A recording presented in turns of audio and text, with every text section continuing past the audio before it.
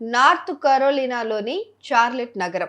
అమెరికాలో Indian community ఎక్కువగా ఉన్న ప్రశాంతమైన ప్రాంతం ఇది. అక్కడి ఎండ్ హెవెన్ ఎలిమెంటరీ స్కూల్ అంటే పిల్లల కిలకిల రావాలతో లెక్కలతో నిండి ఉండే వాతావరణం. అలాంటి స్కూల్లో 44 ఏళ్ల చంద్రప్రభా సింగ్ అనే టీచర్ అసిస్టెంట్గా పనిచేస్తోంది.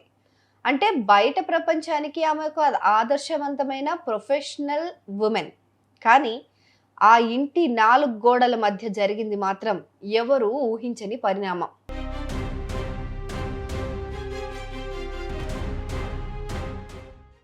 అది అక్టోబర్ 12 ఆదివారం ఉదయం.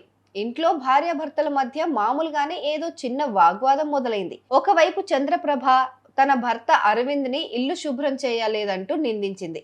ఆ చిన్న మాటల యుద్ధం కాస్త కాసేపటికే భయంకరమైన హింసగా మారిపోయింది.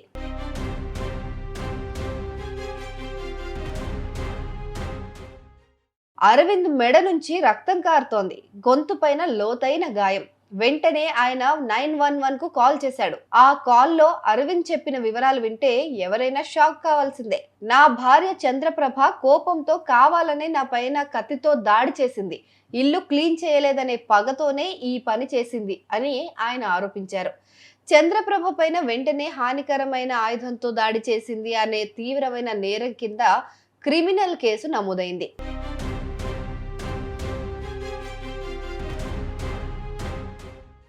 పోలీసులు చంద్రప్రభను అదుపులోకి తీసుకున్నారు. మీరు కావాలనే దాడి చేశారా అని ప్రశ్నించారు.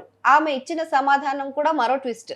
ఏంటంటే, లేదు, నేను ఉదయం బ్రేక్ఫాస్ట్ చేస్తున్నాను, చేతిలో కత్తుంది, ఆ కత్తితో వెనక్కి తిరిగే క్రమంలో యాక్సిడెంటల్ గా నా భర్త మెడకు తగిలింది, నేను కావాలని చేయలేదు అని కన్నీళ్లు పెట్టుకుంటూ వివరణ ఇచ్చింది. భర్తనేమో ఉద్దేశపూర్వకంగానే దాడి చేశారు అని అంటుంటే, భార్య మాత్రం యాక్సిడెంటల్ గా జరిగింది అంటోంది. మరి ఈ కేసులో నిజం ఏంటి అనేది ఇప్పటి వరకు అంతుపట్టడం లేదు. కోర్టు ముందు ఆమెను హాజరుపరిచినప్పుడు నేరం తీవ్రత దృష్ట్యా మొదట బెయిల్ దొరకలేదు. కానీ మరుసటి రోజు కోర్టులో వాదనల తర్వాత ఆమెకు $10,000 విలువైన బాండ్ పైన విడుదల లభించింది. అయితే కోర్టు కొన్ని కఠినమైన షరతులు విధించింది. ఆమెకు ఎలక్ట్రానిక్ మానిటరింగ్ పరికరం తప్పనిసరి, అంటే ట్రాకర్ పెట్టారు ఆమెకి. అంతకు మించి ఆమె తన భర్త అరవింద్ దగ్గరకు వెళ్ళకూడదు, మాట్లాడకూడదు, కాంటాక్ట్ కూడా చేయకూడదు అని ఖచ్చితమైన ఆదేశాలను జారీ చేసింది.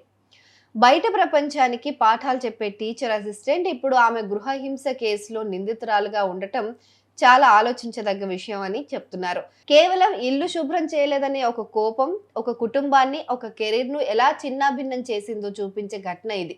ఈ కేసు విచారణ కొనసాగుతోంది. ఈ కత్తి దాడి అనేది ప్రమాదమా లేక పన్నాగమా అని తేలాలంటే ఇంకొన్ని రోజులు ఆగాల్సిందే.